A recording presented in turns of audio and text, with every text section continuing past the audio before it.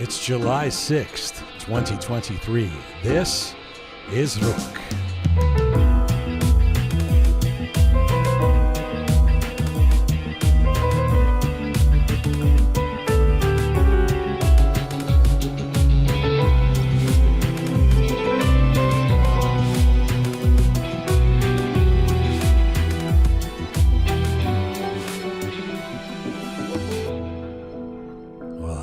Welcome to episode 271 of Rook. I'm Jian Gomeshi. Hello to you from Toronto. Salam Dustan Aziz.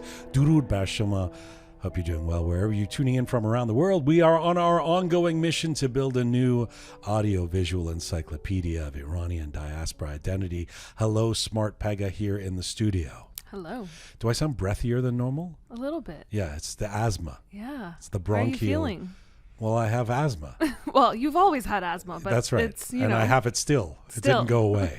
Yeah, no, that's true, actually. Years of broadcasting on the CBC, and people would write in and be like, I loved it, actually. If somebody on Twitter was like, why is he so breathy? And then I'd be like, do you always speak that way to people who have asthma? I would use it as a way to make them feel horrible about themselves. Right. That's right. That's right. To induce some sympathy. But anyway, I march on with my puffers. Coming up on this program, legendary Iranian-American journalist Homa Sarshar joins us for a feature interview from Los Angeles. She was on this show 3 years ago. It's 3 years since Homa's been on the show, and I'm very happy to have her coming back on. She just last week received another Lifetime Achievement Award, this one at Stanford University. And she deserves it, because, and I know there's some people who have different opinions about her opinions, but this is somebody who has been working in Persian media, or at least serving the Iranian community in Iran and outside of Iran for almost 60 years. I mean, can you imagine? Yeah. And you know how hard it is to do that in the Iranian space. So Absolutely. She started in Iran. She was the editor of Zaneh-Ruz, and then she worked at Kayhan for many years. And then, of course, with the coming of the revolution, she was kind of forced into exile, comes to the Los Angeles, and for 40 years works as a journalist, has this radio show that she was doing for many years on the weekend. I don't think she ever made much money doing this in the diaspora, and I know she has said she doesn't care about that. I think she should care about that. I think she would have deserved to make a lot of money, but a couple of years ago she retired from her radio show. Said, okay, I'm in my mid-70s and that's it. And well, she has hardly disappeared. I mean, she's almost more active than ever, doing a number of things. And she's been very active, both doing interviews, giving interviews about her ideas, because she's pretty tapped into the diaspora, et cetera, and the situation in Iran through the uprising. So for the last 10 months, you would have heard things from Homa Sarshar, and she doesn't shy away from opinion, and she comes from a real professional journalist place of believes in very honest reporting. And one of the things I'm going to ask her about is the last time she was on the show, I said, would you interview Zarif? He was the foreign minister at the time. This question of whether we should platform these people from the regime, and at the time she said, absolutely. Of course I would. We should interview whoever we can. I mean, let them expose themselves, etc. Now you know how I feel about this more recently, and we talked about it on the show about Christian Amanpour interviewing what's the buffoon guy? Abdul something. Abdullahi Halian. Yeah, that guy. I'm intentionally not saying his name right, because at some point who does it benefit to give these people a platform? I want to talk to her about that. Ask her, as a media person to media person, journalist to journalist, do you still think we should would she interview anyone from the regime? Would she, had given the opportunity and knowing that they're going to spout lies? And I certainly understand her position from a journalistic standpoint of, yes, let's invite anyone into the studio, but who do you give a platform to, et cetera. So we'll get to all of that with Homa Sarshar. In the meantime, here in the Rook Studio, a special guest who is also joining us. She is raising. Are you doing a dance move? I'm doing some, this is the lighting that is going I see. on. You're creating lighting with your hands. Broadcaster, producer, musician to, I mean, this woman does it all. She's also a bit of a pretentious hipster. Maral Mohammadi is in the Rook Studio. Hello. And not only are you in the Rook Studio, you are in Canada. I am. For your first time ever. I am, yes. This is my first time You're in Canada. a British Iranian. Yes. Who doesn't visit the colonies very often. Well, as long as, they're doing their thing and give us the tax that they need to give us as our colonies. I don't need to go and visit everywhere that we own, everywhere that we've colonized. Imagine if I had to go and visit them all. It's so nice to have you here. Thank you. As somebody, first of all, the fact that you would even come in here, given your hipster kind of status, thank you for inviting me, despite my hipsterness and pretentiousness. We made the cut, basically, for you to come visit. How are you feeling? First of all, and by the way, it's great to see you. And I've mentioned this a couple of times on the air. I don't know if you ever heard it, but your version of Baroye. You did this thing with Sherman's song, and one of the things I've said this a few times. People might get tired of me saying it, but I didn't love when people would cover the song, would just take the song and then change the lyrics, do their own thing, or do it in English or whatever. But I really liked what you and some others did, which is you basically took his song and you accompanied him as if you were on the cello, as if you were recording with him, and I thought it was very beautiful. Thank you. It was a very, I guess for everybody, it was a very, very emotional time. It was very difficult, and for us being away from Iran, we had different kinds of difficulties to people who were fighting in the streets inside Iran, and this feeling of helplessness that you can't really do anything. You can't even mourn with them. You can't sing with them. There's nothing that you can really contribute. Or just hold hands with them. Yes. And this for me was just holding hands with them, being a part of the thing that they were trying to what's the word? Achieve or like the things that they wanted to say. I wanted to kind of hold their hand while they were saying it instead of you spoke and supported with your music. Yes. And I remember actually in the early months of the uprising, I contacted you a few times. You're a broadcaster, said, "Hey, come on the show, talk about," and you said, I just have nothing to say. I'm so upset. I can't talk. I don't have anything to talk about. I at the time I would have only been able to talk about how awful I am feeling. Yeah.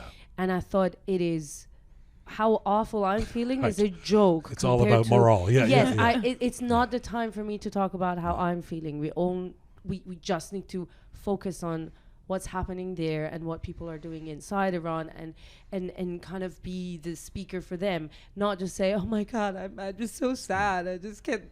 And that's all I could have been talking about. But now I can talk about other things. Anyway, your version of Baroye was beautiful. Do you remember that, Pegah? I do. It was actually one of the ones I very much enjoyed. Yeah. I don't think you never heard that, but I did hear it. I don't think you would know at all what we're talking about. Not at all. I'm just saying that. Welcome to Canada. Thank you.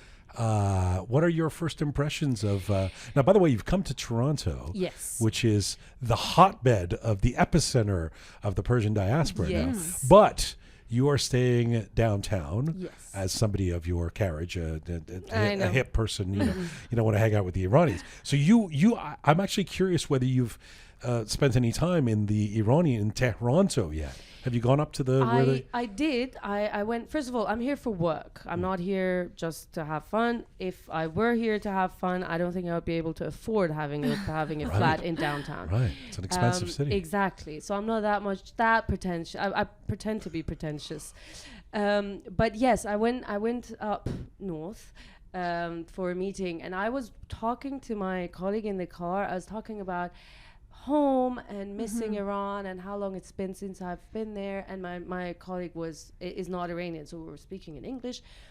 And as I was speaking to him, I saw that all the signs were in Farsi, but my brain did not register immediately. I thought that this kind of goes with what I'm talking about. I was like, oh no, this is Tehran. It's like nakhunkar fulan, vakil fulan. Like everything was just like from lawyer to beauty salon. Crazy, isn't it? And then the first place I ate at, can I name Well, places. if is it Sure. a positive thing? It If so, you can give them a plug. I went to Haida Sandwich Oh. Okay. Yeah. because when I was in Iran, like, how pretentious This I is was.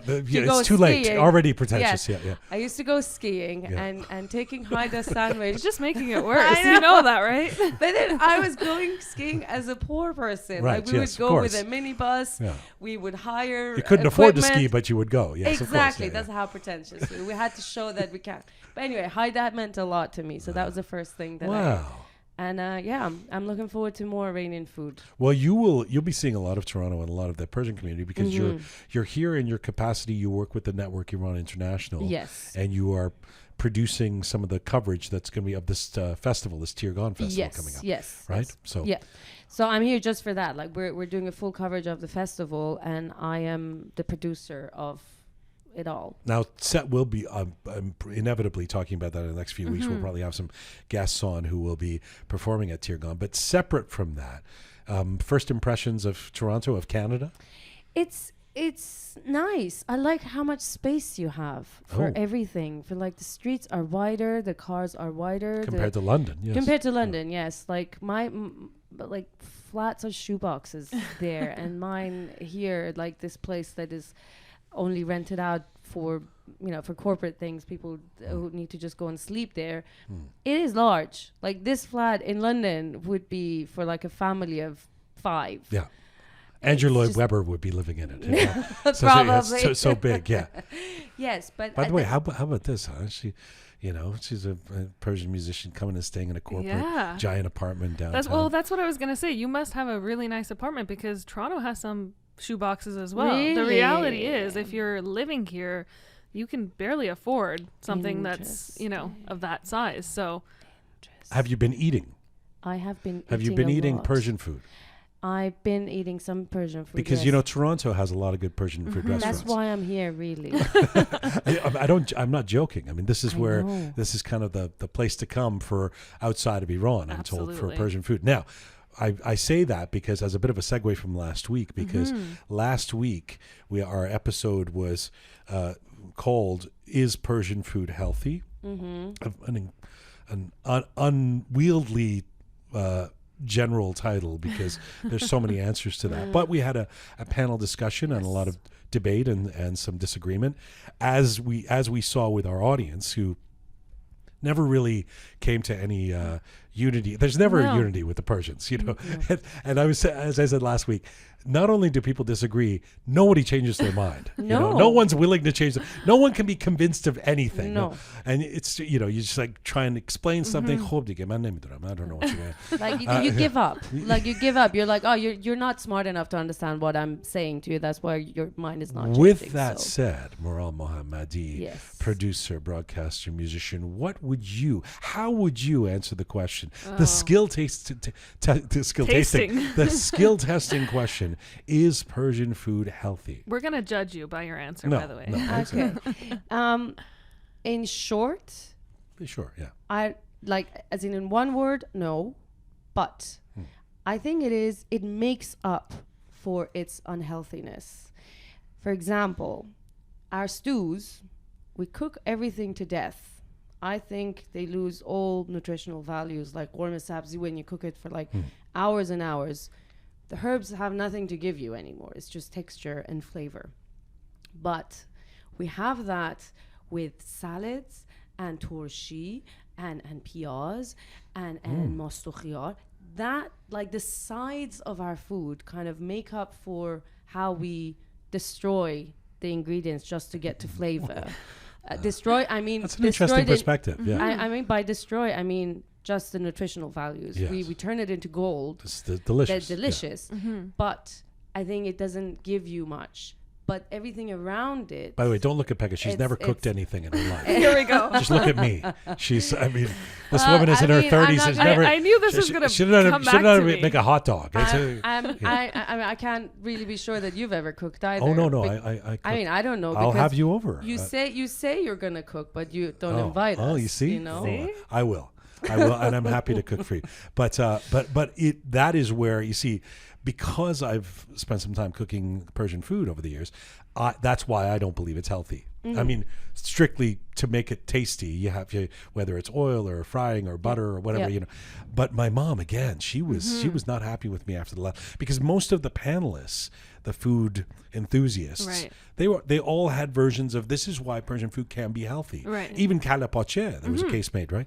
And I felt like I was in the position I had to, at the very least, play devil's advocate and kind of, so the whole time I was like, oh, come on, you guys, it's not that. And my mom was just like, oh, in Chibud, what are you saying? This is like, how could you? It's basically just herbs and vegetables and meats.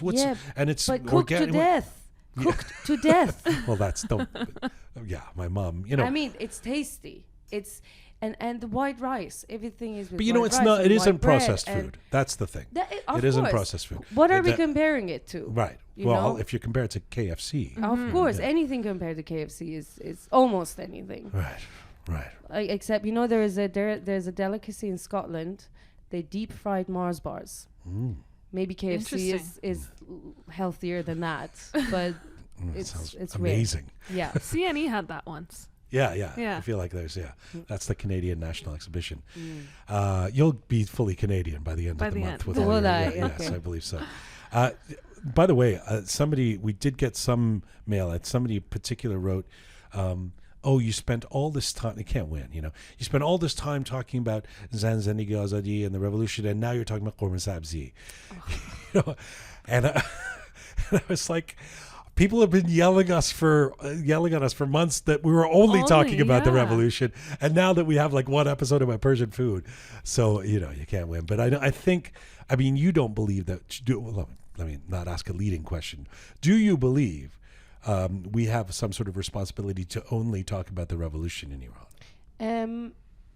Not only, no. I think it's important to remember that life goes on, life is going on, but the fight is not done. The fight is still happening. We think about it, we do everything.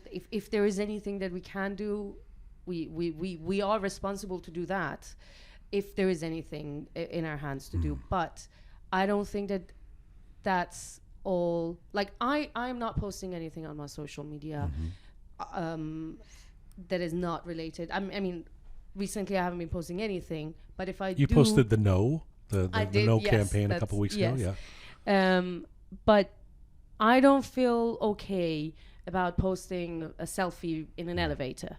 But I don't. It's like what I did today. No, but I don't think there's anything wrong with it. Yes, I don't feel like doing it, but people who do it, I think it's important. That is what we get energy from. I'll tell you what our philosophy, because obviously we've had conversations about this with the team, and because it got to a point where honestly people were tuning out. They were just like, we don't want to just hear politics from you, and that's not what Rook was. You know, we weren't didn't start as a politics show.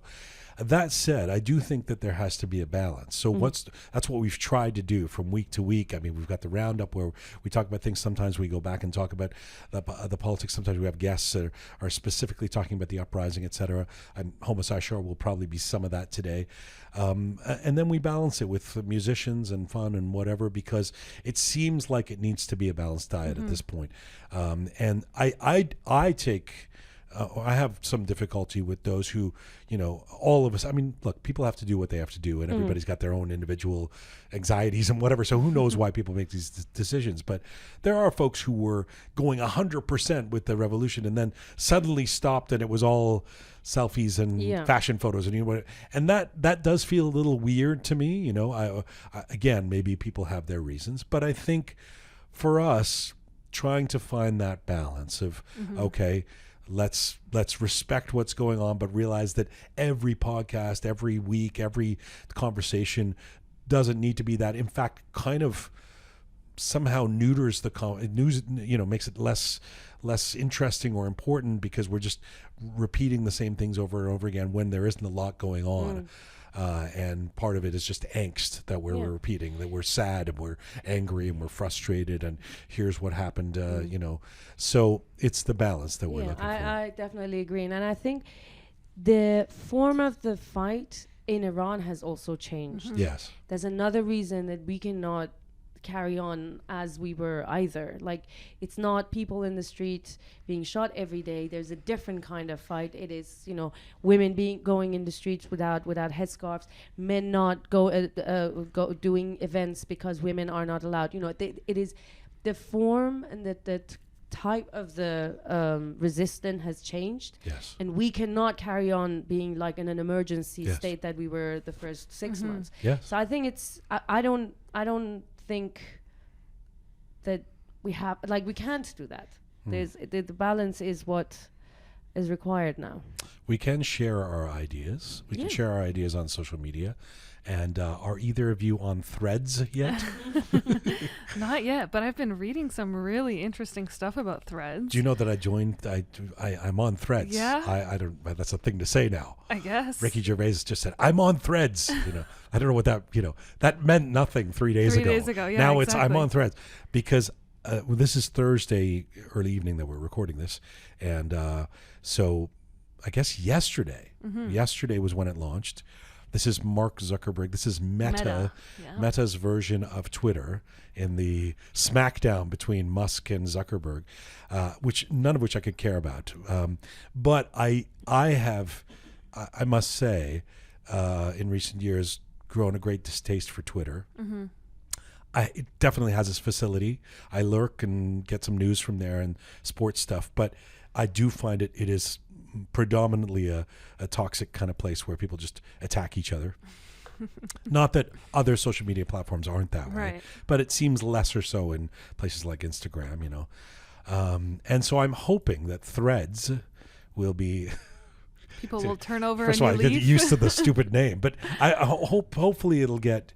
Yeah, it'll somehow be a fresh start. Because... Twitter, with the big dogging with Elon Musk and everything seems to have gotten, it's just one big rage machine, you know, and the idea of being able to have these conversations through Threads is a great idea. So I know that Twitter lovers will be making the case that Mark Zuckerberg has stolen everything from Twitter and just replaced it, which he has basically. But I'm interested, so I'm giving it a go. I'm on Threads. You're on Threads. Yeah, I got a few hundred followers. I started and I was like followers right away, and I was like, oh, I'm back on. So you know, I mean, I don't know what it may be like Clubhouse. You know, it may be like just something that died down. I haven't seen like. First of all, it was awful. First of all, it died for everyone except for Iranians, right? Like, are they still? Are Iranians still on? But I don't know if now, but I think for Iranians stayed for another few months, and I think there was actually a reason because.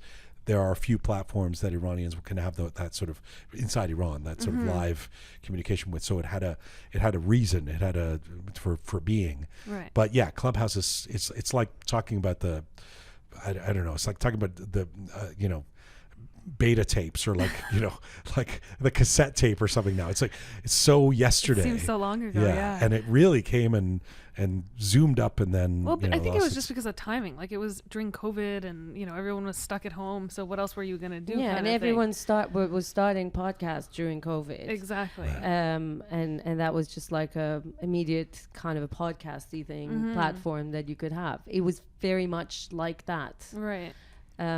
But yeah, it was terrible. It was terrible because really you couldn't. I mean, the conversations were hard. You know, it sounds self-serving to say this as broadcaster.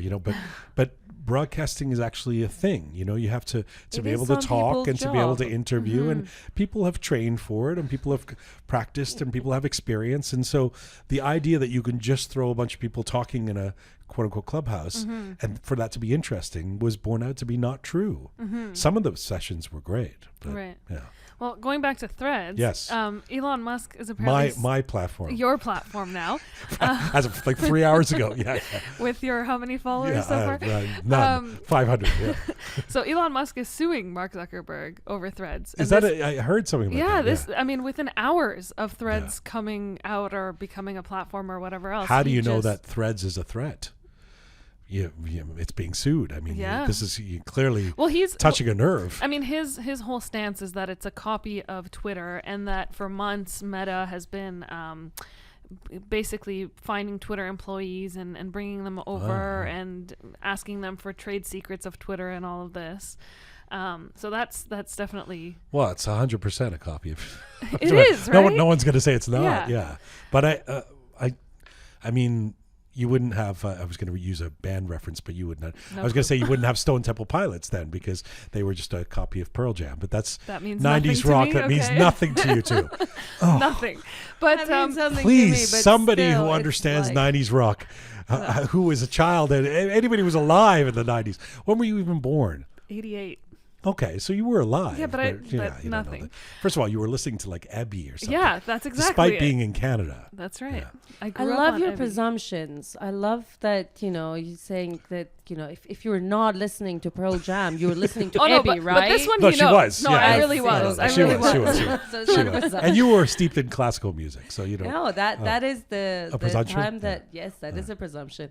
I was listening to metal more than anything because I Oh. have a brother who's 5 years older than me, and he was into metal, and I was into anything that he liked. So I listened to Metallica and Megadeth and Death and all of that at that age. Should I explain the Still means reference, the nothing Pearl to Jam? me. song? Should I explain it or no? Sure. It- I mean, I don't know how much of it I'll get, It's but like you know. telling a joke and so in explaining. no, it, it's not you really know? because it's not. So in the early 90s, Uh-huh. a new form of music called grunge emerged out of Seattle, Mm-hmm. the forerunners being Nirvana, of course. And then there's a band called Pearl Jam, Mm-hmm. led by Eddie Vedder, who was in low voice, and it was grungy. Oh, I'm still alive. And then a bunch of bands came out and one of them being Stone Temple Pilots. Great band, by the way. Sounded exactly like Pearl Jam. Like, I thought it was a joke at first. I was like, oh, is this a... And then people were like, no, it's Stone Temple Pilots. And so, yeah. So the career of Stone The Temple blank Pilots... stares This here. is just a disaster. I told Can you, we- don't can explain. I Sound person told Louise, you. please edit this. No, anyway, so yeah. Okay, the point is, there's a lot of things that are copied in Right. the world. Right. Bob Dylan copied Hank Aaron. A bunch of people copied I Bob feel like Dylan. you're just selling threads because you're on it now, and it's like I have no allegiance to Threads. I don't even know if I'll probably go off it later you tonight. can't. You know that, right? If you delete, Once you're in Threads, no, you no, have to no. stay. So if you because it's joint to your Instagram, if you delete your threads, you delete your Instagram. What? Yes. Yeah. Oh, that makes sense. Yep. They got you. They got you. They got me. Yep. Well, maybe I'll delete my Instagram. I mean, come on. Okay. Look at Maral running around with her, apartments and stuff. She doesn't need this stuff. You're on Instagram. Yeah. You follow me. I do, yeah. But And are you you gonna- I mean, you can are you try and gonna- act cool. are you gonna go and on say Threads? that you don't. No, I don't. Why not? I mean, if it's gonna be impossible to get rid of, I mean, I was interested to see what, because I saw a few people saying, "Oh, I'm on Threads now." I wanted to go and see what it is, Yeah. but no. They're all impossible. I mean, isn't that the Facebook thing that you can never go off Facebook? Remember Well, I that don't- thing where yeah, see- you can never delete your Facebook? That's the thing. I remember because I deleted my Facebook like 10 years ago now, I think it is. And even though I've deleted it, every so often there's an email that comes from Facebook saying, "Oh, did you want to reopen your Facebook?" And I'm like, how is this possible? Right, I've deleted right. this It's still 10 there. years ago. It's still there. And yet, it will haunt you. ugh, it will. We are coming to you on rookmedia.com. It is there that you can link to all of our platforms. We're on Spotify, SoundCloud, Apple Podcasts, Instagram, CastBox. If you want to see visuals with what you're hearing on Rook, you can switch over to YouTube. There's full interviews, say with Bijan Mortazavi. We'll have some of the Homa Sarshar interview up as soon as we can on YouTube. That's at Rook Media. If you want to watch it, that is. And if you like your descriptions and bulletins associated with Rook, both in English and in Persian, you can join us on Telegram. Remember to support us. Go to our website, rookmedia.com, ROQE media.com. Press the support us button and you can become a Patreon member, a Rook member on Patreon, that is, for a few bucks a month. It really helps us. If you are a regular member of our audience and you haven't done this yet, we really appreciate it if you become a Rook member. And that's how we crowdsource. That's how we stay alive. So, okay, Pegah, Maral, let's get to the Rook Roundup before we get to Homa Sarshar. Pegah, what do we have in the roundup today? A couple of local events that took place. Yesterday was the PS 752 Forum on Justice. So that took place locally here in Toronto. And then it was followed by a rally at Mel Lastman Square. So this was quite emotional, actually. I saw some videos of the rally and of the forum, and I was just, so much time has passed by since the downing of PS752, and yet seeing these videos, it almost felt like I was right back to when the incident took place. So I was really moved by some of the videos. The forum, of course, highlighted the fact that the 4 countries, Canada, Ukraine, United Kingdom, and Sweden, have referred the case to the International Court of Justice. There was a lot of reiteration of where the association stands and what they would like. And of course, again, locally asking the Canadian government to designate the Islamic Revolutionary Guard Corps as a terrorist organization. Yeah. So it felt like yesterday was a big step forward in the legal process against Iran, against the regime when it comes to the accountability for PS752, right? Yeah, I mean, the fact that, this is moving towards and actually taking place and going to the International Court of Justice is in and of itself such a big step. And the fact that they're actually reviewing the case now is I think, the biggest thing to have happen to the association and the ask that they've had since day one. It really was a turning point, the downing of PS752, and it, you're right. It's impossible to not get. I mean, you just can't steep yourself in it every day, but it's impossible not to get moved and emotional when you think about that moment, and the calls for justice are so legitimate. Absolutely. What else you got? Next, we have the UN fact-finding mission on Iran. So this was, months back now. There was this... the thing that we said is going to take months. And, exactly, which it has now taken months. Great. And funny enough, it's going to take more months. Yeah. So I'll get to that, actually. But maybe they should go on Threads. It's getting a lot of attention. Honestly... It might move at a faster pace if they did. Right. But so they had, I guess, their first meeting to report on what it is that they've been doing over the course of these months. And so here's the pessimistic side of me coming out again. I was really disappointed. I mean, I was... With this meeting? Yeah, I was supremely disappointed because... and not to make fun of this whole month situation, but really, we've been waiting all this time for them to come back with something. Right. And the things that they came back with, ask any Iranian, and they could already tell you all of these things. They sat there, and again, not all of it was this, but let me just... continue with what I'm saying. They sat there and basically... Who sat there? This is the mission. So this is the UN fact-finding mission, which was reporting to the United Nations. Reporting to the United Nations, and it's composed of a couple of people that the UN put together. So if you remember months back, there was even some controversy about who those people were. Yeah. Absolutely. So now their report, quote unquote, is basically saying that, we're calling for the release of detainees, and we're worried about facial recognition that the Islamic Republic is going to use. We're worried about potential new laws that are going to impose harsher punishments on these individuals, and let us tell you that although you're not really seeing protests in the news as much, the Islamic Republic is still doing things that are horrible. Well, gee, thanks. As if we didn't already know this. And then the part that really, really upset me is that to end things, they said, we'll give you a full report in March of 2024. Wow. Yeah. So, a year. Another year. Yeah. Exactly. And I just... Way past the anniversary of when everything started. That's right. And they also didn't... there were a lot of interruptions when people were saying regime, and for example, different speakers. Different speakers were saying that this is a wrong term. This is not a polite. Oh, you're not allowed to use the word regime. Yes, but they kept interrupting the speeches because they wanted to break the flow of whatever was whatever that was happening. And it was kind of a teamed up bullying towards anybody who was speaking, and a lot of people were not given floor to make sure that they don't say the things that, even UN had part in choosing who is or isn't allowed to speak. It seems like we're seeing a lot of that at the UN recently. Yep. Where certain speakers aren't allowed to talk, and they're limiting individuals and what they can and cannot say. The whole thing is sorry to cut you off. No, it's okay. The whole thing is such a catch-22 because from the get-go, from October, people were saying fuck the UN. They don't. Right. It's that this body is not going to do anything. It's not going to really help the people of Iran. There's no, it's too murky and it doesn't, and there's all kinds of politics behind it, and et cetera, et cetera, et cetera. Ineffective. On the other hand, it's the one international body, one of the international bodies we have. You have people like Azadeh Rojan, who's working hard all the time with the Swedish MP we had on the show, talking about, look, you got to move the goalposts with the UN. At least let's get, So we're caught, right? We need the UN somehow. Yeah. We know it's ineffective at the same time. Then when it's ineffective, we get frustrated. We put our hopes in something like a fact-finding mission that goes nowhere. The thing is, it's not only that they're ineffective. They sometimes do things that are against the people. Like when they make the Islamic Republic the chair of the women's right. When they do things like this, you kind of reminded that they're not with you. They're whatever is happening behind the curtains are not things that you think. And yes, they are one of the few international bodies that you can kind of rely on.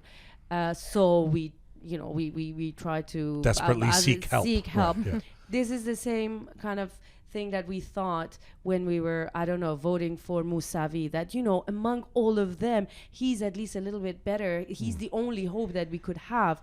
But it is still, it's shit. It's the same with UN, that yes, it is the only option that we have, but that doesn't mean that it is any good. Yeah. A lot of, and definitely there are people working in UN, there are who are great, who are amazing, yeah. But the system is not there for those people to be able to achieve things. It is for those people to kind of occasionally make us happy, say something that was like, oh, someone in the UN said this, and we get excited about it, but the UN itself is not there for the people. Yeah, and we count as we can't. You don't want to sort of trivialize or dump on small victories that we've had. Remember how we all celebrated when Iran got kicked out of the what was it, the Status of Women UN kind of committee or something like that? Yeah, and they chaired something else. And then they end up chairing the Human Rights Committee. Yeah. I mean, it's a joke. That's the thing. The whole thing is, it's but really. But I think it keeps going back to what Maral mentioned just now, and what we've talked about over the course of the past few months is we have this such a deep sense of hopelessness that every so often we try to grasp onto something that will give us that little bit of hope to think, okay, you know what, we're doing something, or an international body is doing something, or a government is doing something, or a coalition is doing something. It's like we just want that little bit of hope so that we can continue this fight, and it's so hard to stay in that hopelessness and to keep feeling like there's nothing. By the way, when we say, I'm assuming you mean when we say continue this fight, we're talking about how we can.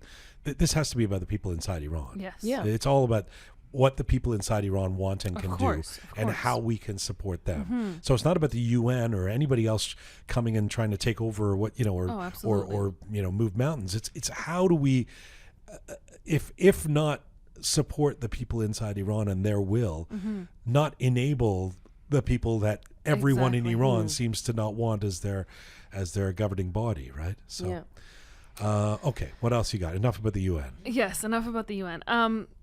I would be remiss if we didn't talk about Toumaj Salehi. So I know this is someone that we've talked about for months, and unfortunately not a lot has changed. But yesterday there was a lot of reports that really started to go viral about whether or not he was going to be given a prison sentence, or there was something that was happening behind closed doors, and there was a lot of confusion. This is the dissident Iranian rapper, Toumaj Salehi, who has basically been imprisoned, but also probably in solitary for months, right? That's right. And no one's heard from him. Nothing. Right? So we've all, okay. Yeah, there's been very, very little. So yesterday, and I don't know exactly what sparked this, or unfortunately, we've talked about this, how there's such lack of real, true information that we can really verify and believe. But there were some reports of the fact that there was some closed door conversations that were had, and there was a potential prison sentence that was going to be issued to him.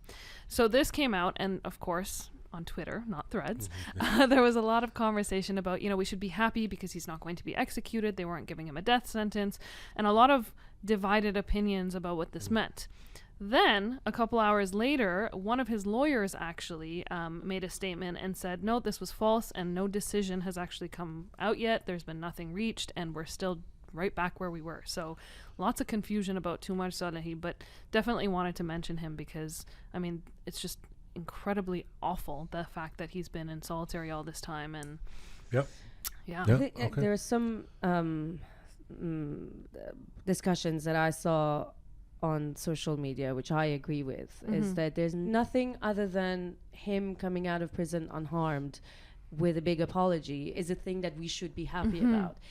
It is, yes, it is a relief that they haven't given an immediate death sentence like they have done many times recently. And we all have that fear for him and everybody else that is in prison. But it's not something to be, happy, and it's not a celebration. The only thing that we can celebrate if he comes out unharmed. Yes. And we cannot settle for anything less than that, because he hasn't done anything. But that doesn't mean anything in this regime. Well, of course. They there's protesters who've been executed. Yeah, yes, executed because they burned a bin. That's so right. it's not a thing that we can expect from this regime. But really, we should. It's not something to celebrate. Sorry, can you not use the word regime when you're talking? I'm so sorry. I'm so sorry. What word did they require, by the way? Government or something? Yes, the government. Yeah. It was government. I did want to end off on a happier note. Okay. There was Is it about threads? No, it's not. Okay. Yeah. There was a feel-good story that I wanted to share, and I actually posted this on my Instagram too because I loved it. Nazan, and I'm gonna butcher her name, so I apologize, but Nazanin Zaghari Ratcliffe. Zaghari. See, I knew I was gonna get it wrong. Thank God Maral is here. Yeah, exactly. Thank you. She's for that. my homegirl, you know. Perfect. See, who better to correct me then? So there was a story about her, and now she was detained back in 2016. She served, I think, 6 years in prison in Iran. I mean, I won't even get into why she was imprisoned. Again, it's one of those sham trials and crazy stories of why she was imprisoned. But anyhow, over the course of the 6 years that she was in prison, while she was in solitary, one of the years, the one thing that kept her going was watching Wimbledon. And so during her solitary confinement, she, sat down and watched these tournaments. And one of her, I guess, favorite players was Andy Murray, who won in 2016. And so the Brit, yeah. Exactly. So she vowed to tell this story if and when she came out of prison. Ooh. And of course she did. And she shared this story, and somehow this story got to him. And so recently, I think a couple days ago, if I'm not mistaken, she was invited to sit in his box, I guess, to watch him play alongside. She sat with Roger Federer and the Princess of Wales to watch Andy Murray win once again. And so this was just such a feel-good story. And, we've been seeing so many unfortunate stories coming out of Iran and talking about imprisonments and things like this. And like you said, to have someone come out of a prison like that, unharmed, thankfully, and to then see them in a situation like this, it just feel good story for sure. Okay, this like initially when I only saw like a video of her being watching Wimbledon, which is great. It's good seeing her anywhere. I think is a great thing. But when I saw just the thumbnail, it was so like unimportant to me. It looked so unimportant that I didn't even click to see the rest of it. I was like, yes, great. I'm so happy that she's out and she could come to Wimbledon, but why is this news? But now that you told the backstory, I see why. Like it is very sweet, and it's hopeful. It is that thing That's that exactly we need. It is the thing that we need, that things can change. Things will change. It will take time. It might not look like it is possible right now, but things will change. But yeah, it is very sweet. It did. I don't know, when I saw that and I saw the posts and the story and I was reading it, it really touched me. I just thought, it is that hope that it's exactly what it is. Thank you. Thanks for that, Pegah and Maral. What a pleasure it is to have you, really. Thank you. All joking aside now, it's which is difficult for me. It's difficult to look at you and not say something about you being a hipster and not wanting us, not being interested in being our friends. It is really great to have you in Toronto. So I look forward to giving you a proper tour of the city, yes. and bringing 100 people into your massive apartment that you have, and then sharing the photos on Threads. Thank you, Maral. Thank you, Pegah. Thank you. Let's get to our feature guests. My feature guest today is an award-winning Iranian-American journalist, author, and women's rights activist who has dedicated over 5 decades to creating content, reporting, conducting interviews, and providing information to Iranians. Homa Sarshar was born in Shiraz in 1946. She was raised in Tehran with a background in French literature. Homa pursued her passion for journalism and obtained her PhD in the field from the American World University in the United States. Before the Revolution of 1979, she worked as a columnist for Zaniruz magazine and the Cayhan daily newspaper from 1964 to 1978. During that time, she also served as a television producer, a director, and a talk show host for national Iranian radio and television. In 1978, Homa was effectively forced into exile with the coming of the Islamic Republic, and she moved to the U.S., where she continued her work as a freelance journalist, radio and television producer, and on-air host. In 2005, Homa founded the Center for Iranian Creative Arts, a nonprofit organization based in Los Angeles. She also served as a trusted advisor to Human Rights Watch for 25 years. Her expertise and dedication have earned her multiple awards and recognition. In fact, just last week, she was awarded the 13th Beta Prize for Persian Arts at a ceremony at Stanford University. And right now, Homa Sarshar joins me from Los Angeles today. Hello. Thank you, Jian. Thank you very much for inviting me to your program. It's an honor. It's a great pleasure to have you back on. And it's believe it or not, it's been 3 years, almost exactly 3 years since the last time you were on this program. You just received this Beta Prize. I'm going to obviously ask you about the community, about the uprising, all kinds of things that have happened in the 3 years since our last interview. But let's start with your award from last week. You received this Beta Prize for Persian Arts at Stanford University. Congratulations. What did it mean to you? Thank you very much. It meant a lot because that was the first time that they assigned an award to a journalist, and they gave a recognition to our profession, mine and yours.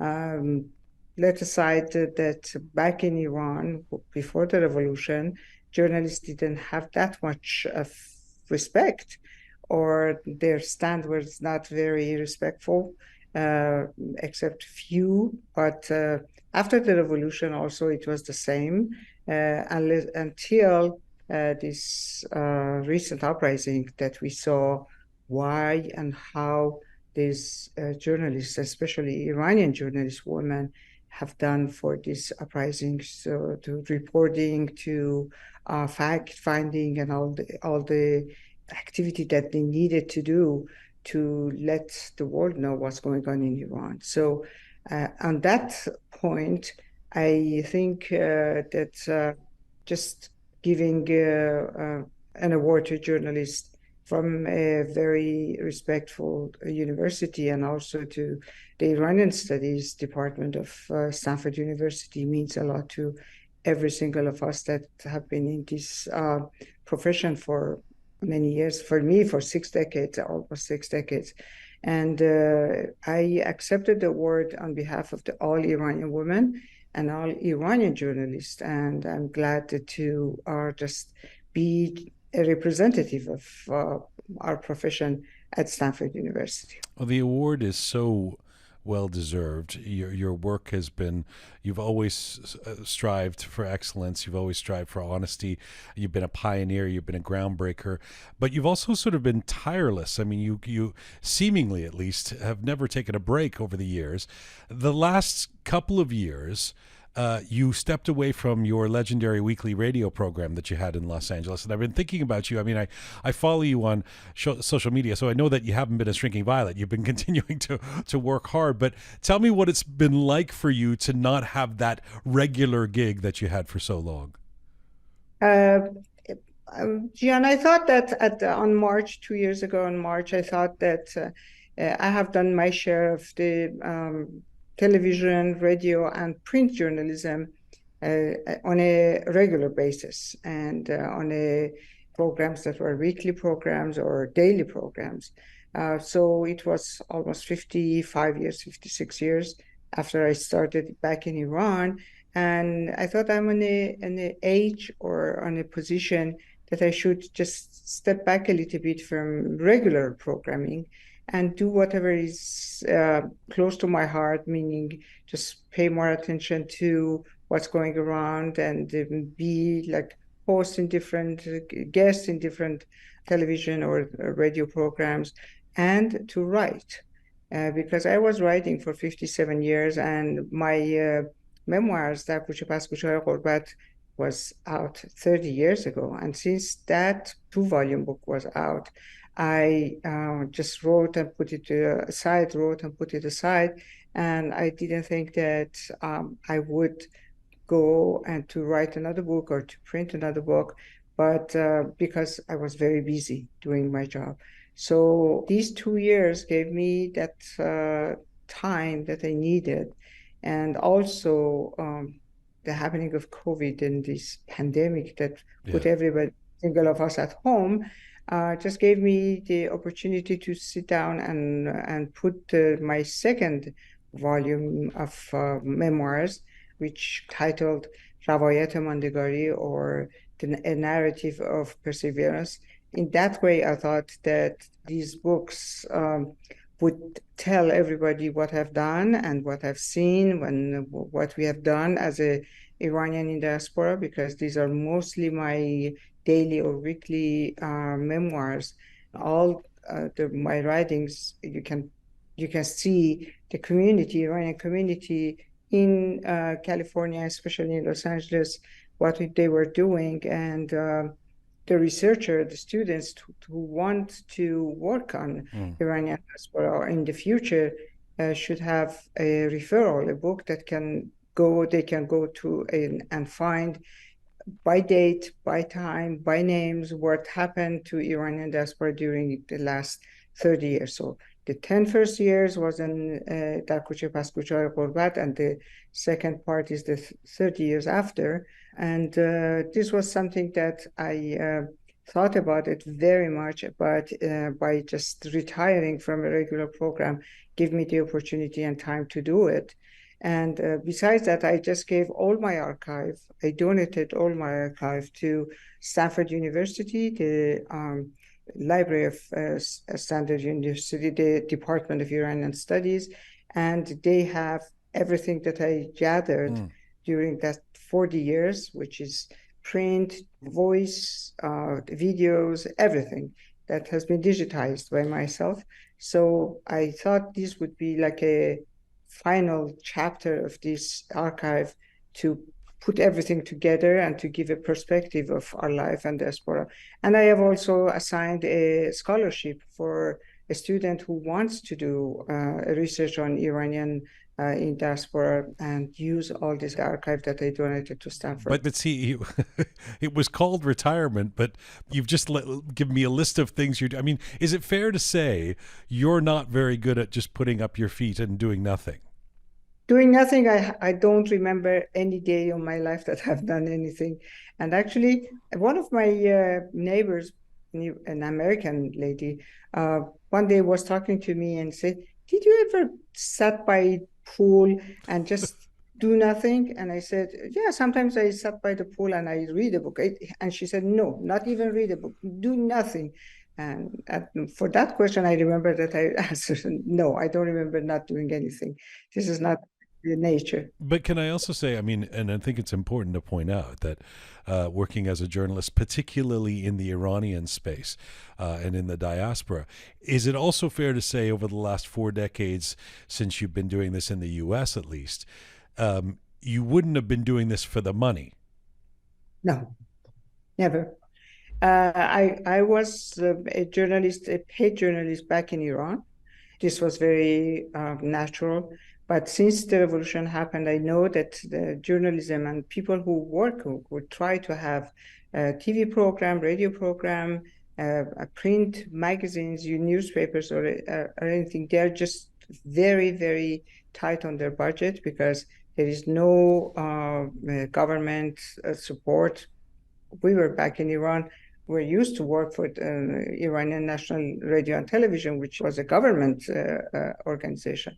So here there was nothing. People who loved their profession and wanted to continue what they were doing didn't have that much money. So since for that the time, and now it's 44 years that we're here in the United States, I have been working just for my own satisfaction and voluntary, if you want to call it, or just didn't ask for any money back. See, I've heard you say this, Homajan, that you've worked for 40 years in the U.S. and never made a dime, and you said you're proud of this, and I think you meant in the sense that you're comfortable with volunteering, doing what you can for the sake of the Iranian community and the Iranian people. But isn't this the point? Isn't this the problem? I mean, with the way the Iranian community approaches something like culture and arts, that you should have been paid. I mean, that journalism should be valued, that these media jobs should be seen as something that is valuable to the community. I don't think that I wouldn't expect to be interviewing a legendary dentist or a legendary builder or a legendary, astronaut on this program and have them say, well, I've never been paid a dime over the last 40 years. That's part of the problem with our community, isn't it? Exactly. You're 100% right. And you echo my son, Human, because he just keep telling me, Mom, you have a saying in your language that is in Rome, you should act like Roman. You're in the United States. You're working and you should be paid. You're going, giving speeches and lectures from here to Europe, and you pay for your airplane, for your flight, you pay for your hotel, and you just do the best, and you deliver what they are asking you, and you never ask for money. And I said, this is something that I cannot do anything about it, because it's like the culture that I have been raised with. But recently, I see that few organizations and few televisions that have been started working maybe since a few years ago, and they are just backed by governments and different governments, and they are working very professionally. They're giving that option to you, that we pay for your hotel and we pay for your flight. That I accepted, but besides that, I think that my generation needs to be as realistic as your generation is, to know that working for and not getting paid for it is not correct. Yeah. For me, it's a little late, Jian. I really would have appreciated if you also would give me that advice 30 years ago.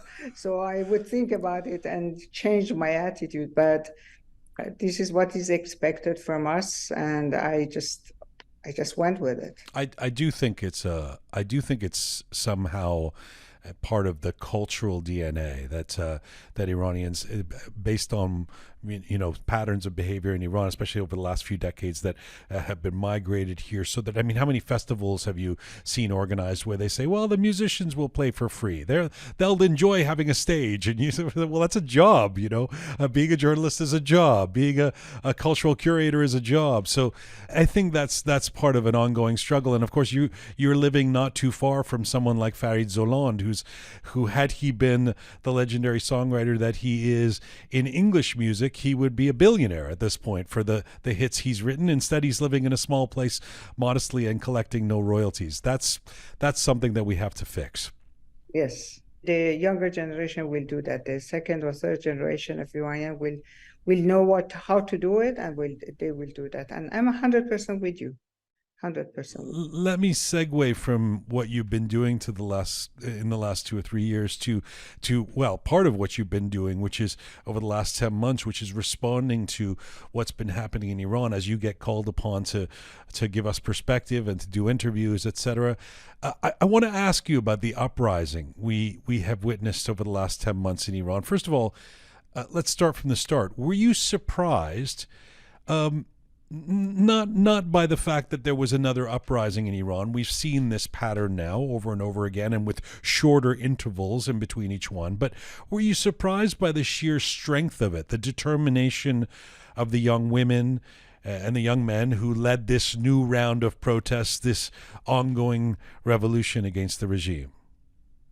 I was surprised seeing the generation 80s and 90s, as they said in Iran, دهه 80 دهه 90. I mean, younger teenagers and younger generation on the street, and how they persevered on what they wanted, how they were, their act was heroic on my view, and how they were not scared of being shot or being dead. But this is not something to applaud, but because you need this hero to be alive. But I was, every single day that since this uprising happened, this revolution, I find something new in this generation that I didn't know, I was not familiar with. And I'm in awe that for what they have done, a revolution led by women. And this is the first revolution in the history, and young women, and revolution that is led by women and supported by men. This is also very unique by itself. A revolution that includes younger generation, and that is also unheard of. A generation that is supported, those younger generation are supported by their parents. Normally the parents are scared and they don't want their kids and their younger generation, younger son or daughter go to the street when they know that they are just facing death or facing accident that is brutal by this regime. But we see parents encouraging their kids to go, and they join them, they support them. So every single point of this revolution, this uprising, and this movement was surprising to me. And I was very positive at the beginning. I was very excited. There was nights that I wouldn't sleep, and just following what's going on in Iran and giving voice to the voice of Iranian demonstrators, and do whatever I can to go to United Nations, go to government people whom I know, and talking to them, asking them for help, for support.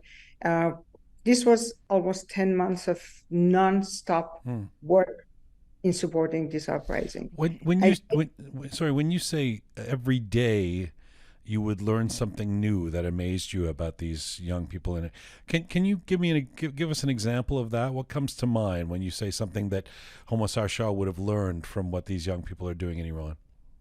When they shot some young people, Mahsa, Nika, Sarina, their friends and their family would come and talk about, this is not the end. We have lost a child, but we're going to continue. We are the one that we're going to get the revenge of that killing. And that was something that stayed in my mind very vividly. When I saw this young chef, handsome man, just wanted to have the right to live, the right to do his job, to be the best. And this young Iranian woman, the Mahsa, who came to Tehran just to visit and to be able to see a city besides his own and spend some vacation there. And this happened, and you see the family of these victims, how they react. And when you see, when they arrest this demonstrator and protester, and they put them in jail, what they do in the jail. And when they leave them, they just free them from the jail, they start again. So does that defiance feel new? Very new to me, because I believe that in the past, the demonstration that we saw, even the Green Movement, when the government started to react brutally and start arresting people or killing people, because at that time also people were killed, very soon and very quickly people went back to home. Not this time. This time they were there. Now some people that are a little bit not optimistic, and they're pessimistic about this uprising and everything they said is done, is finished. I'm telling you, it's not finished. I see that they are just taking a new breath, and they want to just reset themselves and come back. And you see every single day you see something happening. Every single day you have on the news their demonstrations and their challenges with the government, and the government just pulling back. And all these signs shows it's not done, it's not finished. Let me come back to that, because I want to ask you about where we're at now. But let's just stick with the fall for a moment, because you talked about the inspiration and the learning curve and the amazement about what was happening inside Iran. Talk to me about the diaspora, where you've also lived for the last 40 years, and the massive outpouring of Iranians around the world taking to the streets we saw in support of the people of Iran in the immediate weeks after Mahsa Amini was killed. The 80,000 here in Toronto, the 100,000 in Berlin, the big rally you probably were at or saw in Los Angeles. What was that like for you as someone who has been basically working in a form of community building through media, through journalism, over the last 4 decades outside of Iran? That was also surprising, because we have done a lot of demonstrations, starting from killing of Bakhtiar, or 42 years ago. Every time everything happens, we went to the federal building here in Los Angeles and started demonstrating. And the most and the biggest demonstration that we had for that past 40 years, we didn't have more than 8 or 9,000 or 10,000 people there. And seeing a huge 100,000, 80,000 people coming out, and in that demonstration, you see third generation Iranian in diaspora joining us. The younger generation who didn't even speak Persian. Yes. Something happened in their heart, that they just coming back to their roots. Yes. And doing something. I have seen a lot of Iranian young people that connected with us and with me and with other Iranian journalists or activists, and they needed some guidance. What we can do? What do you think that tell us what you can do? We want to do something for this movement. And that was also surprising and heartwarming for me to see, because sometimes you think, sometimes some days that you're a little bit depressed and think that nothing happened. You think, oh, okay, the third generation, a little bit of second generation, but the third generation of Iranian diaspora, for sure, they have forgotten their origin and their roots, and they are just Americanized. And maybe in another generation there would be no Iranian TV, no Iranian radio, no print journalism, no books written in Persian outside Iran. But by seeing those a wave of Iranian young youth in the demonstration, that gave me a relief that no, they think about their roots and they're back to their roots. But with that said, now let's talk about how the mood has changed. And you referenced it a moment ago, although you gave us the tip of the hat of where you're going to go with this in terms of the fact that you believe that things are still alive and kicking. But I mean, the uprising began with a lot of hope and anticipation. And you've pointed out that Shervin's now iconic Baroye song is an anthem of hope, an ode to freedom. But the tone of the uprising is very different today, 10 months in. There's a lot of anger. There's a lot of frustration. There's the perception of a fizzling of a movement and the entrenched dominance again of the regime. Has all the hope that was gained during a very unified, for a while, autumn been lost? No, the hope is not lost. Maybe trajectory has changed.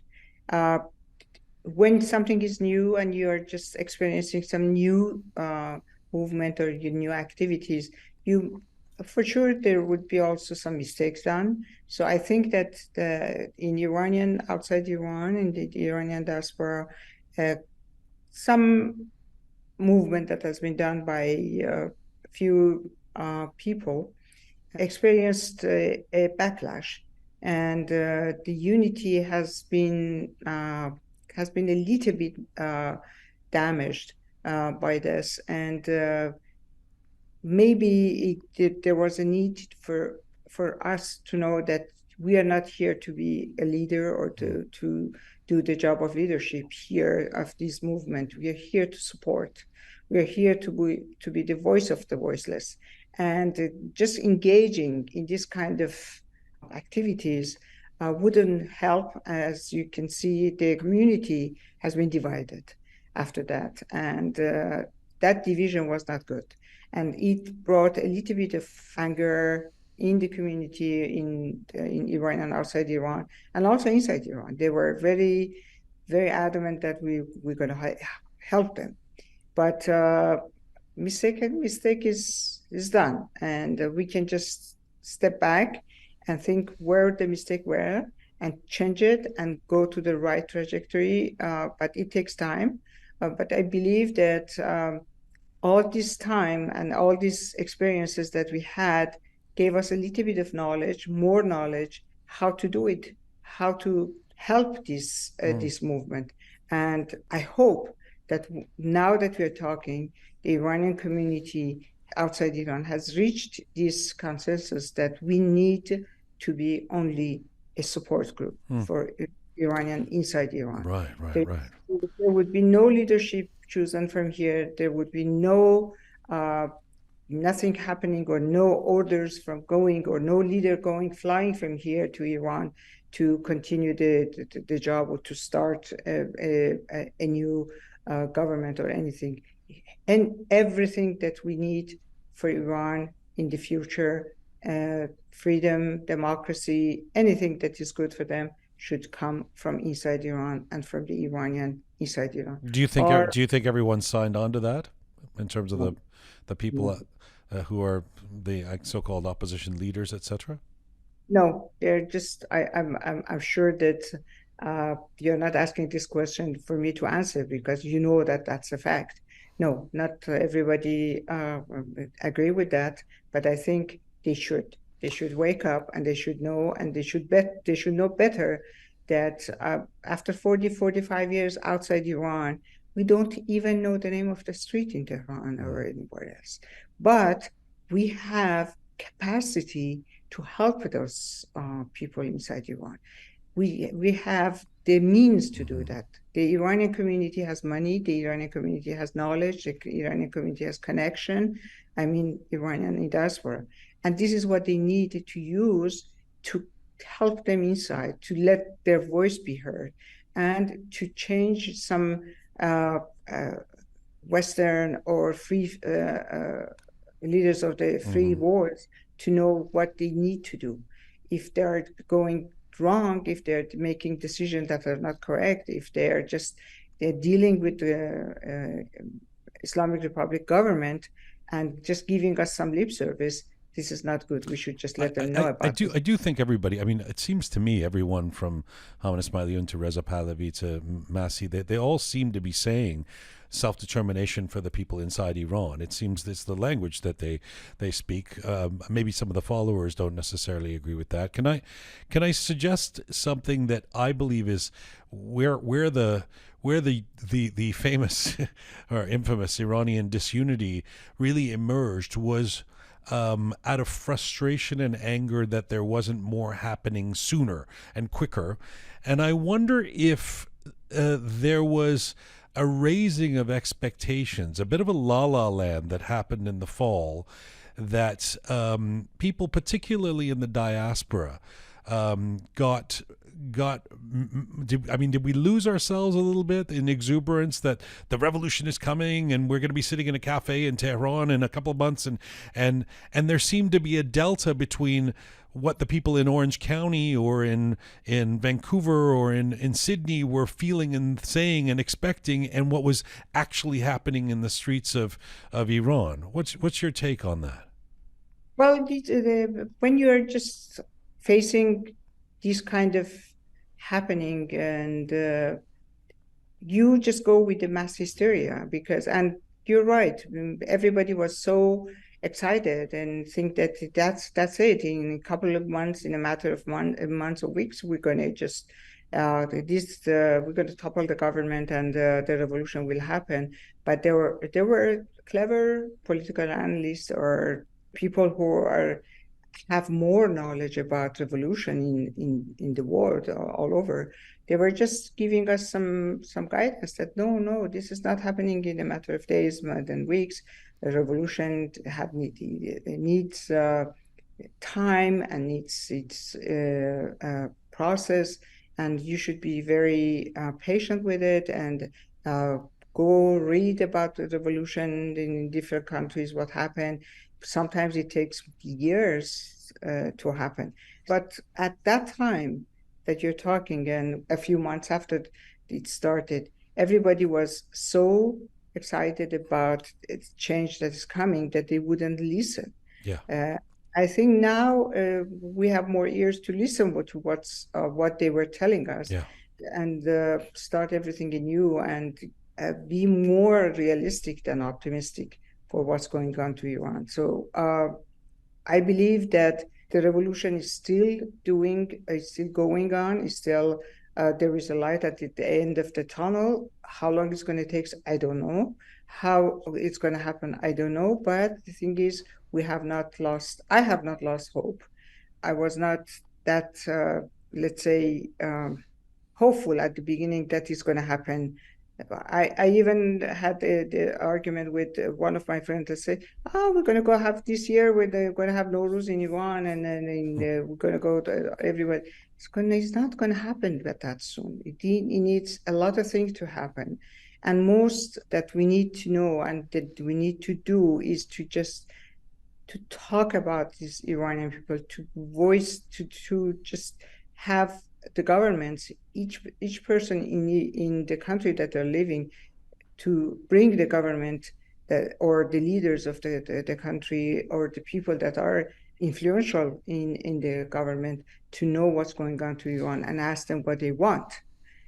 Nowadays, you see that some leaders of the free world are not doing their job correctly. Yeah. They are not doing their job ethically because you should be very realistic and know that no leader of a country loves or cares about citizens of other countries than it's her or his own citizen. Yeah.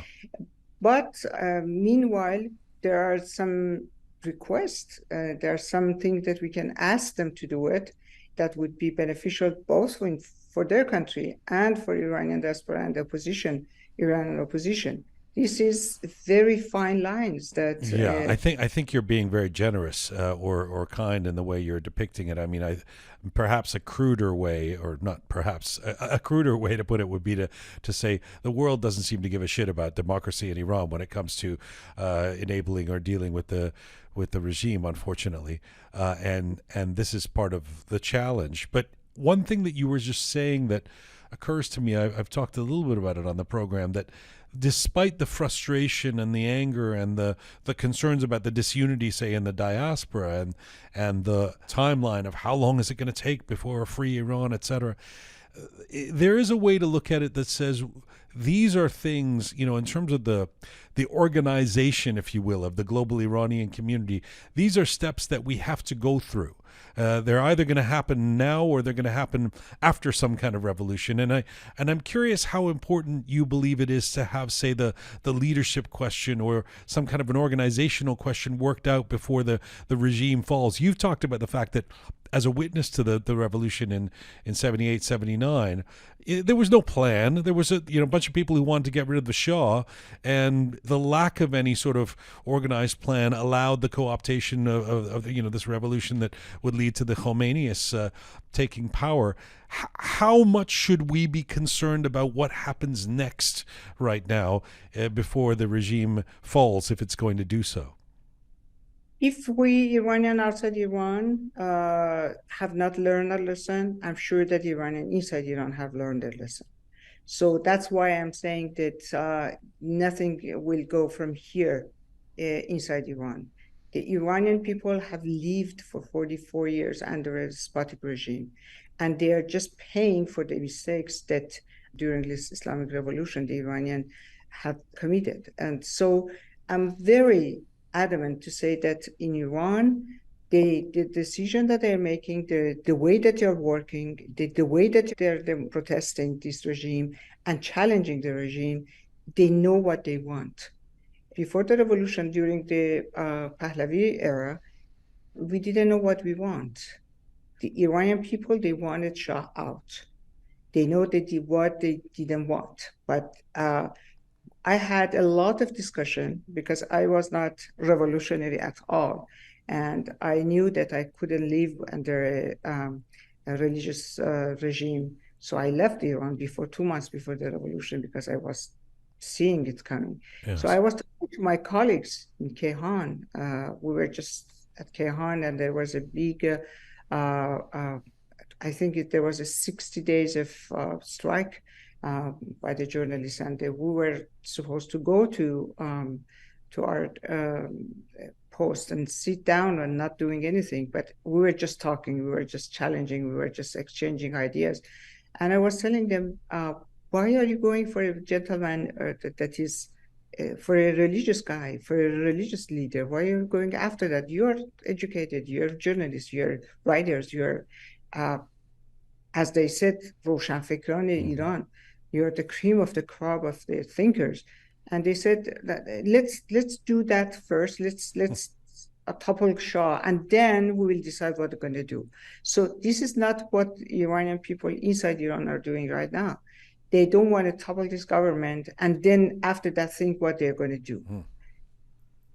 Inside Iran, there are so many people that can be leaders, that can be after the revolution, this revolution happens and this government is toppled, they can run the country.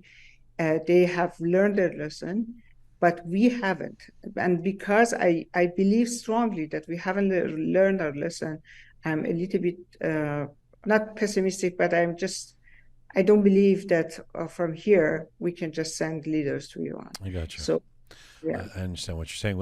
Let me ask you, as a journalist, how you believe we should treat this regime in Iran at this point. It is clear, I say this as a statement of fact, not out of any editorial kind of position. It's clear that that the leadership of the regime in Iran are a bunch of liars. I mean, they will say, they will characterize protests as terrorists. They'll talk about a kid as some kind of a threat to religion. They'll claim that they didn't execute, or that they did, but it was for this reason or that. We know all of that. Where are you at with the way we should be treating the regime in Iran as media? I remember the last time you were on this program, that interview we did 3 years ago. I asked you if you would interview Javad Zarif, who was the Minister of Foreign Affairs for the regime at the time.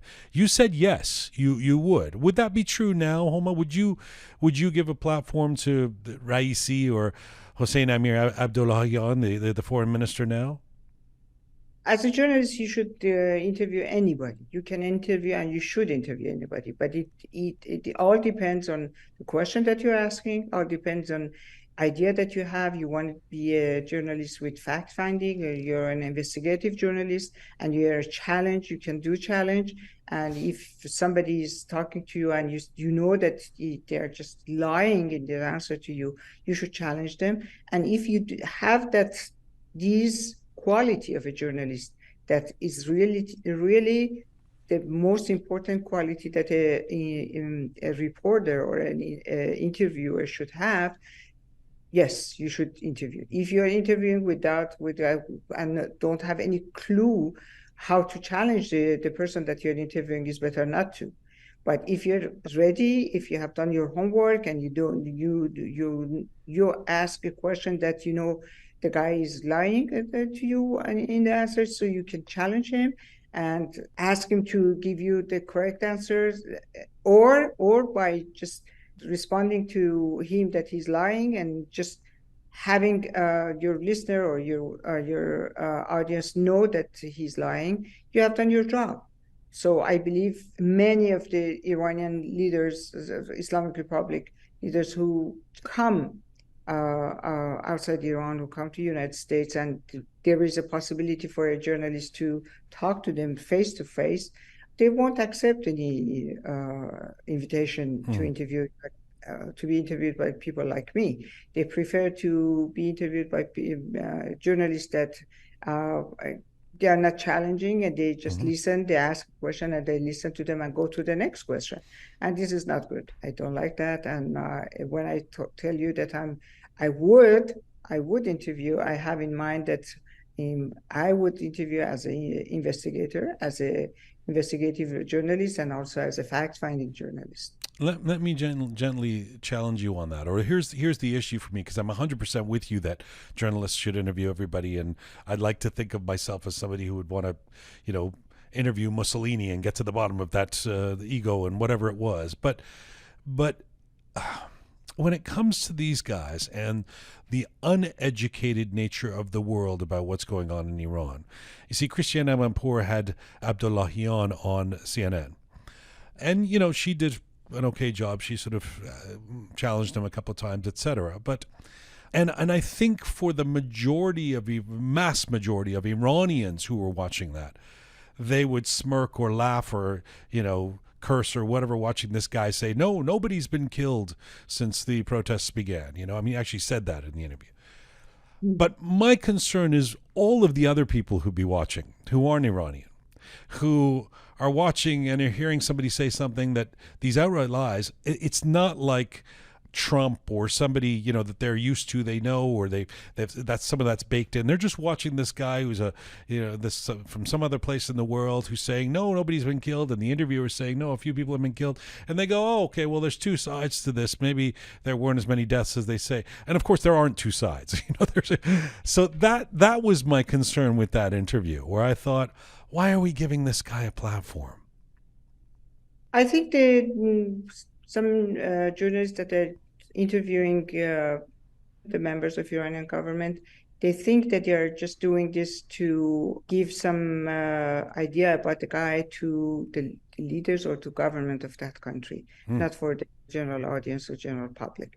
Because general public, they just listen now and they just decide that the way that you're telling me, they can make false decisions, or they can just say, oh, yeah, there's two ways of this. But if the target audience is to let the people of the government, the ones that can make decision, know about this is different. So in case that you're talking about general public, I'm with you. But if these interviews goes somewhere, then in the State Department, in the White House, then this is different.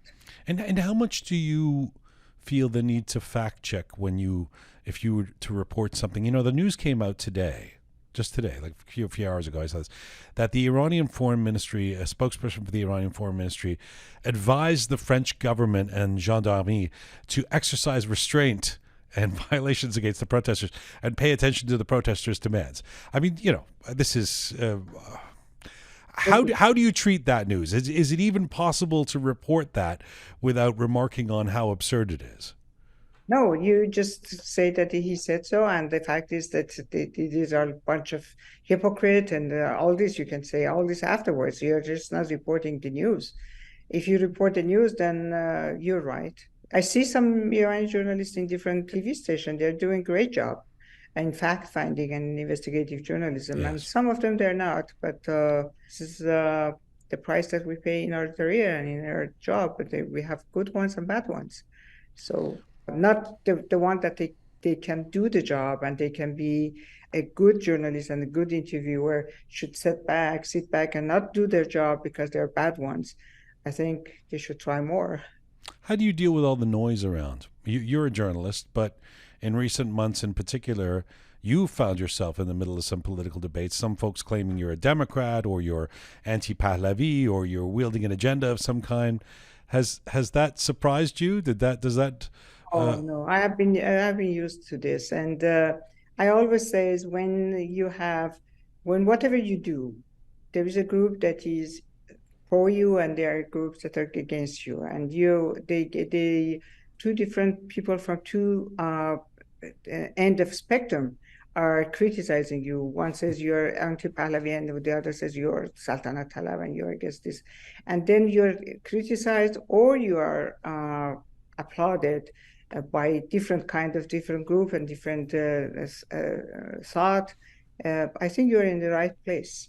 If all the time they applaud you, should be something wrong. And if all the time you get just insulted or criticized, or you know that on social media everything is very open and they just can insult you very badly. Sexual words that they use is and sometimes you can get frustrated and say, but you know that there was also a cyber army from Islamic Republic that just bring this to get you frustrated and not to talk or not to write or not to give ideas. But I have been used to it, and for the last year and last 2 years, to be exact, since Trump came to the power, this kind of reactions has been multiplied. But none of these just make me go back and sit down and not to talk. They cannot prevent me for giving my ideas and giving my point of view.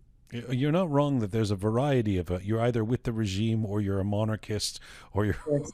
or you're anti-Pahlavi. I mean, that's the funny one, whether you're either a monarchist or anti-Pahlavi. And there's just reading quickly through comments, it's not like it seems like they can't decide. But do you look at these comments? Do you respond to these comments? Is it something I try to not even look at it? I mean, I sometimes that I have time, extra time, I looked at it, read some comments. I never answer them, but it gives me broader view of what the Iranian community is thinking about. But I do my job. I continue whatever I was doing, and sometimes also I get a little bit sad because I think that even criticizing needs some. There is some lines you should not cross, but sometimes they cross lines and they start just cursing my sons, for example, right? And that one is like, for me, is the red line. But still, for that also, I don't answer, because I know there are sick people there. There are just people with agenda, and there are all kinds of people there, and you don't expect that everybody agrees with you or everybody loves you or nobody hates you. So this comes with the territory, with the character. The community's not that big outside of Iran, and everybody, you probably know everybody. You're probably on a first name basis with them all. Do they contact you? Does somebody contact you and say, "Hey, were you saying something negative about me?" Or you or I mean, do you get those kind of calls or text messages? Yeah, a few, not many, but as I said, during Trump campaign and during Trump presidency, because I was against him, there was a lot of Iranians that thought that if Trump comes to the power, the revolution would happen in a matter of 2 months. And I knew this. There's a lot of people who still believe that, and they live where you live in LA. Yeah, I know. Mostly they're here, actually. And they were very angry at me, and they said, you didn't let the revolution happen. He would have toppled the government in a matter of months or two after he became president. And I would say, listen, this is not going to happen, because no president in the United States, no matter he's Democrat or a Republican, they would think about their own benefit and their own interest.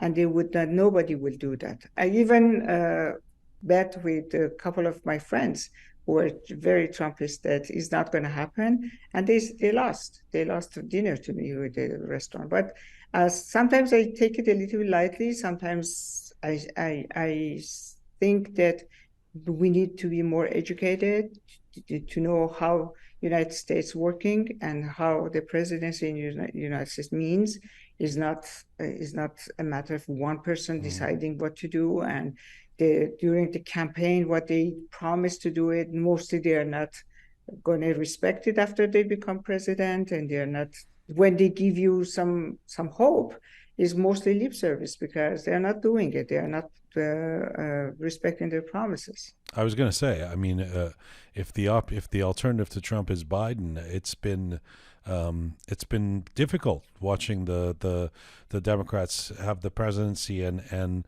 seemingly, when it comes to the Iran file, seemingly have a almost lethargic kind of position on this, and every intimation being we're comfortable with business as usual if it continues the way it has. You see that another news that came out 2 days ago, I believe, it was Mike Pence going to Mujahideen Khalq meeting in Paris. So no matter if you are Democrat or Republican, either you don't know, which I believe this is not the case. You know what's going on, and you know Mujahideen Khalq, and you know that they don't have any place in Iran between Iranians outside and inside Iran. And you, as a candidate for presidency, you go and visit them, and you give lectures. You are one of their speakers in their meeting, and then how in the world you have been the vice president of Trump, who would say he's going to just topple the government in a matter of 2 months, and you are not meeting the Mujahideen Khalq in Paris and going to their meeting. So they think that Mujahideen Khalq doing their job. They just find the nuclear plants, and they just kill people. If they ask them to kill somebody, they go and kill them. So these are more helpful for them than other organizations. And they go and they talk to them, and they sit with them, and they have a meeting with them, and they know that no Iranian inside Iran and no Iranian outside Iran are with Mujahideen Khalq. Yeah. And still they do their own job. They do their own policy. They believe that they can use them or whatever. It is always a pleasure and an education getting to talk to you. You talked about hope. Well, we talked a little bit about hope, the soaring hope and falling hope a few moments ago. But before I let you go, tell me about how optimistic you are that the coming months will see the kind of change that people have been pining for so long. I don't think coming months, but I hope that this revolution happened while I'm alive. Well, that's another 50 years. So. I hope so. You are very optimistic. I am. But yeah, but that sounds like a way of saying for now you don't believe that things are going to change. I mean, you're in other words, what was created over the last few months has not moved the goalposts enough for there to be a downfall anytime soon. No, he's not going to change. The people are continuing to do that. The thing that I believe very strongly is that Iran will not go back before the day that Mahsa has been killed. We never go back to that. And you see that the way that the Iranian women are against the hijab right now, and they're just not accepting the hijab, and the government find a way to punish them or to penalize them, but by asking money for people women who don't wear hijab, means that they are just backing off. So it will happen. It needs time. It needs more perseverance, and I see that in Iranian people because they are fed up. They don't want this government anymore. So they will reach that goal. I spoke with a friend who had just returned from Tabriz a couple of days ago. He went there because his mother had died, and he went to the funeral. And he said the mood, and he's been traveling back and forth to Iran for many years. He said the mood is unbelievably dark. When you say fed up, people are just not in a very happy place, to say the least. Yeah, I know that, and it's very sad. And let's hope that they can just reach their goal as soon as possible. Now that you've worked on the memoir for a couple of years, and the Persian version came out in November, is there an English version that will come out anytime soon? I don't think so, but if somebody wants and likes to translate it, I would appreciate that. It's not my job; it's the job of somebody that speaks fluent English to be able to translate it. I think it'd be really wonderful if that happened, and that I can't wait till it does. Homa Sarshar, I thank you as ever for the time and for the energy and for joining us today. Thank you very much, Jian, for inviting me, and I always enjoy talking to you. Merci. Khudafiz. That is legendary journalist Homa Sarshar joining me from Los Angeles today. And this is full time for Rook for today. Remember, for all things Rook related, head to our website, rookmedia.com, where you can catch up on previous episodes, all of our programming, video clips, funnies, interesting edits, moments. It's all there. rookmedia.com, as well as a way to support us by pressing the Support Us button. Thanks to the amazing team who put this show together. Smart Pegah, Savvy Roham, Talented Anahita, Bearded Omid, Super Parisa, and Sound Person Louise. Thank you to all of you out there for supporting us and sharing our content. Please subscribe if you've not done so already. You can find me on Instagram and Threads at Jian Gomeshi. In the meantime, Mizunbashi.